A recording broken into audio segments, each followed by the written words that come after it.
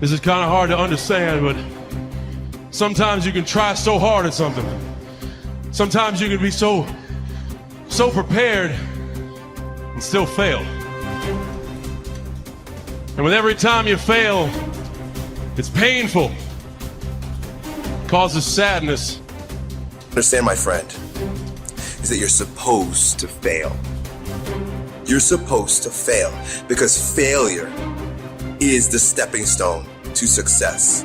It's not just cliche, because failure is an experience that lends to wisdom that ultimately makes you a stronger version of yourself. Self-love, rebuilding self, seeing to it that you spend enough personal and alone time to seek higher levels of self.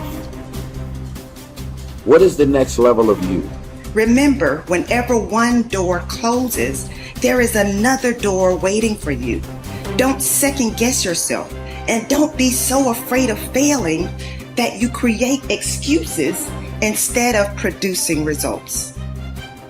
Every day, you have another opportunity to be and do what you were meant to do on this earth. This decision you're making right now will determine your outcome of your tomorrow. We don't have control over yesterday, but this decision that you're making right now will push you, will purge you, will drive you to have that fire down inside. There's never been a point, anytime, there never will be, where everything is perfect. Okay? No such thing. Because life is a possibility. Because it's a possibility, it cannot be perfect. Doesn't matter what we do, there's still something more to do. The possibilities when you do this, although unknown, are endless. But one thing is for certain, if you don't push yourself, nothing in your life will change. If you want a thing bad enough to go out and fight for it, to work day and night for it, to give up your time, your peace, and your sleep for it, if all that you dream and scheme is about it, and life seems useless and worthless without it, and if you gladly sweat for it and fret for it and plan for it, and lose all your terror of the opposition for it. Human being, you got unlimited potential. You can put effort on you, and by concentrating on you and developing you, you can transform your life wherever you are right now. There has to be something so deep in you that drives you. So what really does it for me is I know what we're capable of. And I know that most human beings aren't willing to go where I am. And that's a very, very dangerous thing. I'm not saying I'm better than anybody else. Everybody has this talent. It's not a talent. It's just realizing that we stop way short of our true potential. So through my life, I realize these things. And I know what gives me fuel is I know that most people who are blessed with so much talent, great parents, great upbringing, didn't come from where I come from. They're gonna quit before me. Having all the tools that they have, they didn't have the ability to examine themselves. When you have everything so nice in life, it's great to have a great life. But what happens is you don't self-examine. You don't do a live autopsy. When you have a f***ed up life, it almost forces you to do a live autopsy. It forces you to find strength from places that no one looks from. Because food is not at the ready. You know, I have a learning disability. It's not at the ready. I can't just pick up a book and start reading. Right. There's preparation behind everything I do. There's everything I do has to come with so much preparation. It's despicable. It makes me sick. My own personal life makes me sick. That's why I'm so disciplined now. Without my self-discipline, there is no David Goggins. Like, I can't stop reading. I won't be able to read tomorrow. I will lose it that fast. I cannot stop going to the gym. My mind is set up in a spot where, hey, the second I stop, it wants to stop. Because I had a quitting mind growing up. When you get beat the shit out of you all the time, your mind wants to go to that nice spot where you're comforted, where you're not trying, where shit is easy. That's where your mind, it doesn't want to think. You have all these things in the mind, and the mind can only absorb so much. So all the pain it has to go through, it wants to push it away and say, let's not do that. So every day I'm fighting where the mind wants to go. So it's a constant evolution, man. There isn't a better way to live your life. There's no right way and wrong way. There is only the way that gives you more energy. There is only the way that gives you fulfillment.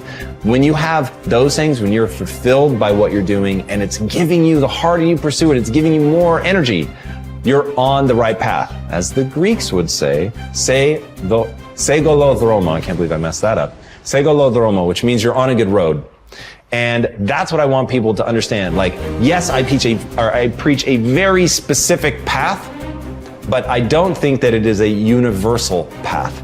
And so the only universal path is to do the things that give you fulfillment and energy. So if spending time with your friends gives you that, then you should be spending more time with your friends. If dating gives you that, then you should be dating. So you don't need to want to be the best in the world at something. You don't need to want to make a lot of money. You don't need to want to be an entrepreneur. Like, they're literally just stand-ins. They're proxies for fulfillment and energy creation. That's it. Many people have had difficult experiences growing up. They have fallen onto hard times and become associated with the wrong people. They have behaved in ways that were illegal or socially unacceptable. Sometimes they have even been convicted and sent to prison for their crimes. But at a certain point in life, they decided to change. They thought seriously about the kind of person that they wanted to be known as and thought of in the future. They decided to change their lives by changing the values that they live by. By making these decisions and sticking to them, they changed their lives. And what others have done, you can do as well. Remember, it doesn't matter where you're coming from. All that really matters is where you're going. If you were an outstanding person in every respect, how would you behave toward others? What sort of impression would you leave on others after you had met them and spoken with them? Imagine you could be a completely excellent person. How would you be different from today?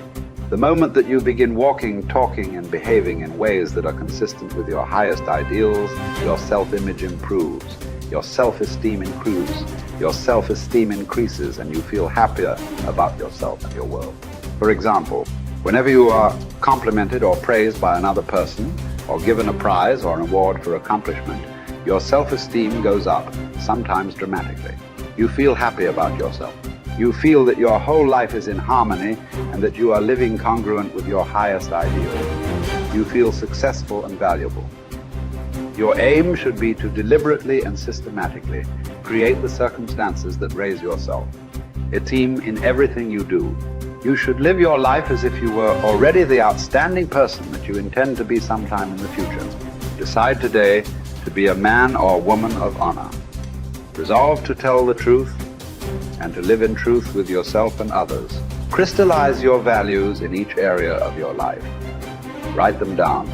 Think of how you would behave if you were living consistent with those values and then refused to compromise them for any reason. Once you accept complete responsibility for your life and for everything that happens to you, and then create an ideal picture of your perfect future and clarify your values, you are now ready to begin setting clear, specific goals in every area of your life. You are now on the launching ramp and ready to take off toward the stars. You have to work on yourself. You have to have an unstoppable attitude, and no excuse is acceptable. And you've got to make it a priority, a non-negotiable in your life, and hold a constant vision of what it is you want to achieve. See it accomplished and go all out. Find a way to win. In spite of the setbacks, in spite of the disappointments, in spite of your failures. I tell people when I'm giving presentations, you will fail your way to success. I have a saying, is life knocks you down, try and land on your back, because if you can look up, you can get up. And so those experiences of going after goals that's beyond your comfort zone and having relationships that will challenge you. And so those experiences, they challenge you to go to that next level and continue to move forward in your life, doing new and exciting things that eye has not seen, ear has not heard, nor is it in the heart of mankind what God has in store for you when you live a heart-centered life, deciding that you're going to live a life that will outlive you. You're going to live a life that counts, a life that will build a legacy and change the planet. You know, Horace Mann said, we should be ashamed to die until we've made some major contribution